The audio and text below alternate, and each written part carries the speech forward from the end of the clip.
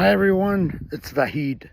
The occupied territories and the current conflict, the human catastrophe that's taking place has become a moral compass for a lot of us.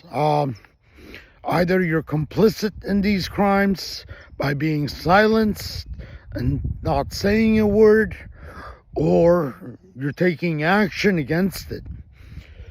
Unfortunately, I live in a country where our leader, being Catholic and Irish descent, seems to forget his roots and is supporting the campaign by the Zionist regime and calls himself a proud Zionist.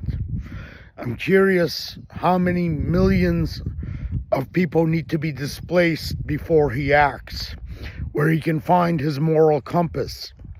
How many Hail Marys does he have to say for the deaths of 20,000 plus people in Gaza, for the more than 50,000 injured, and God knows how many tens and thousands under rubbles and dying of starvation and lack of medicine? How many Hail Marys do you have to say to cleanse your soul? Purgatory is one hell of a place to end up in. Do you get a group discount based on the number of people dead on Hail Marys? Does it make it less? Do you sleep at night knowing that the blood of these people are on your hand because of your need for power and your need for financial support from the Zionist regimes and its sympathizers here in the US and in the West? I'm curious, these human rights organizations, the campaign to stop killer robots, for one, that talk about dehumanization on their website. Who are they referring to when they talk about dehumanization? Are they talking about the rest of the world or just their own interests, their own philanthropist and steering committee's interests? Why they're not speaking up?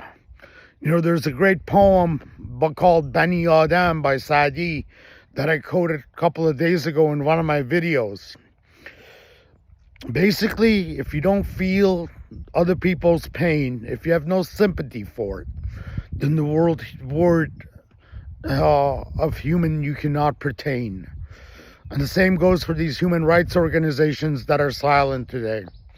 If you have no sympathy, no ability for empathy, if you don't raise your voice against the horror of war, of autonomous weapons, of AI technologies, of these indiscriminate bombs, the 2,000 kilogram or pound bombs that are being used on densely populated civilian territories, a ghetto, then don't talk to me about human rights. There's a letter that I want you to sign.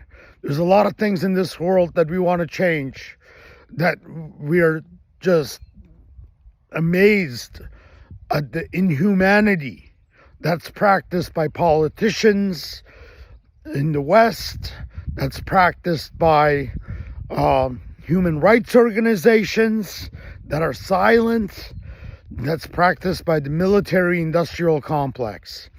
But there's one thing that I'm acting on, and that is a letter to campaign to stop killer robots, to wake up, to act, to condemn what's going on by the use of autonomous weapons, to raise their voice for a change. I know their donors and supporters may not approve. God knows you can't say no to the dollar or the euro, but please speak up. Please sign this letter. They've terminated an employee for speaking up against what's going on in Palestine. They have no visibility into the campaign. And I've raised this issue internally on the campaign list server, only to be told to be warned that I could be expelled and that I should not raise questions internally. So I'm exercising my right of free speech. I'm asking you to do the same. I'm asking you to sign this letter, and please share it and share this video. The link is below. Thank you.